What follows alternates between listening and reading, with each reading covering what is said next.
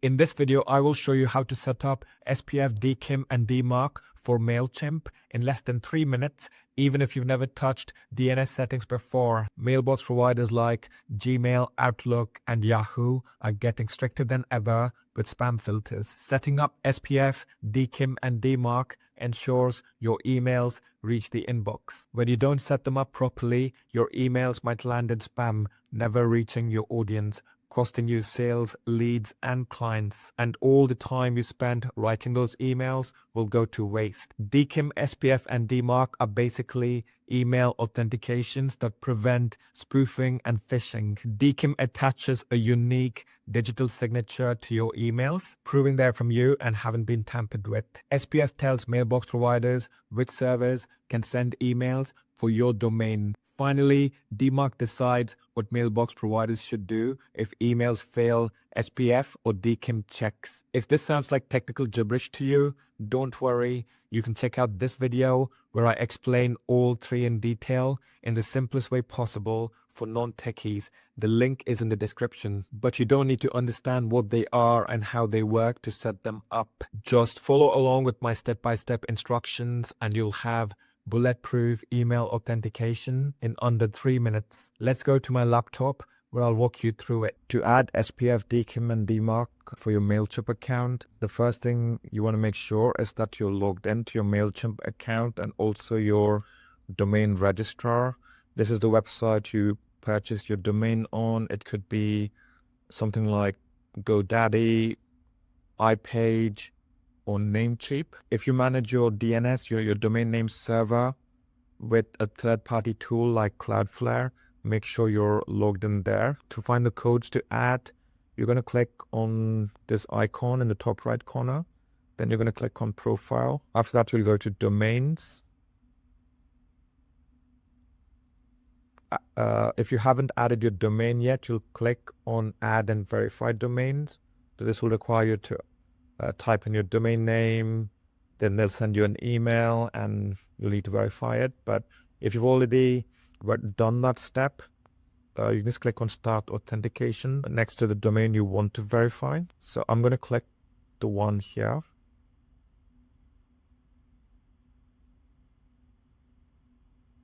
One of the good things about Mailchimp is that it gives you an easy way to verify by just clicking on Continue.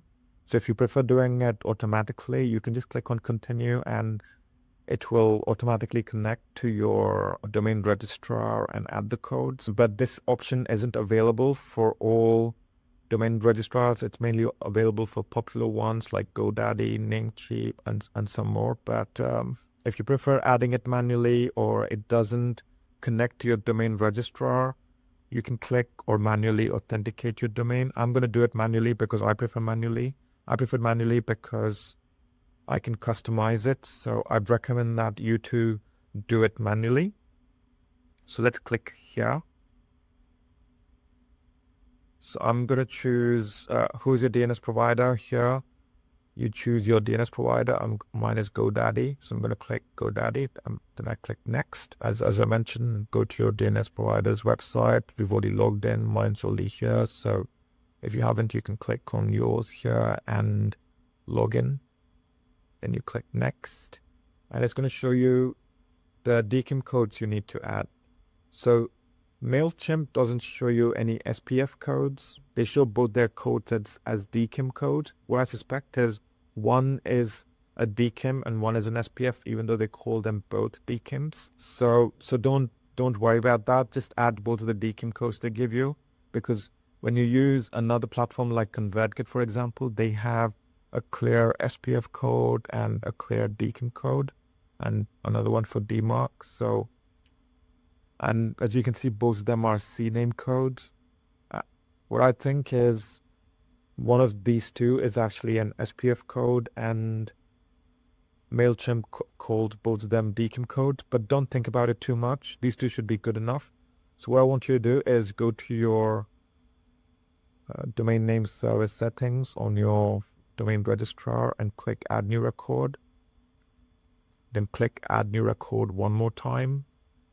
Then for type, choose CNAME, because as I mentioned, both of them were CNAME records. and then you go back here, copy the name, as you can see, name, and you paste it on the name. Then you copy the value for the first one, and you paste it on the value. Then you copy the name for the second one.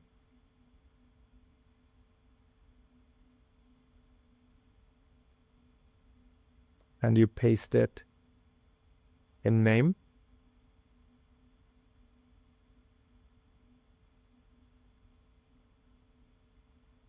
Then you copy the value for the second one.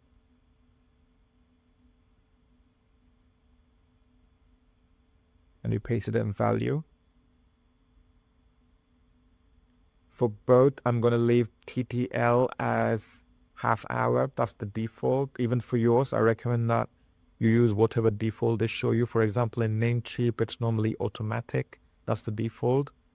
So leave whatever default these platforms show you.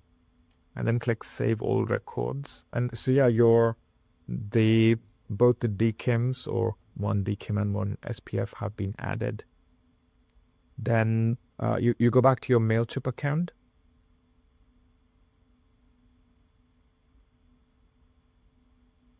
And you click Next. And now it's going to show you your DMARC code. This is a TXT code.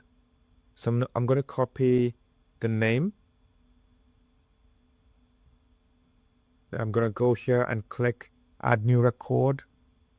And for type, I'm going to choose TXT because, as you saw here, it's a TXT. And on the name, I'm going to add the DMARC code, which is _ DMARC. And value, I'm going to copy and paste this in value.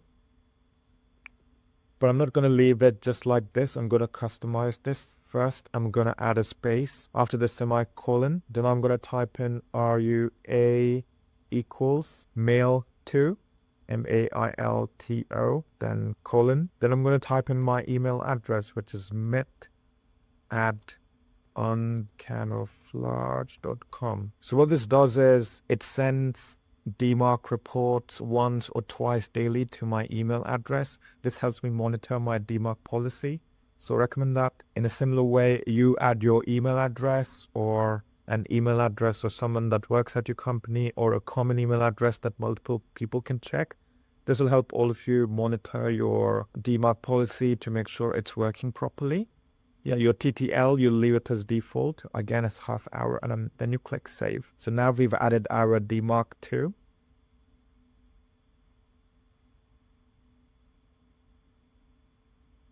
And then we click Next.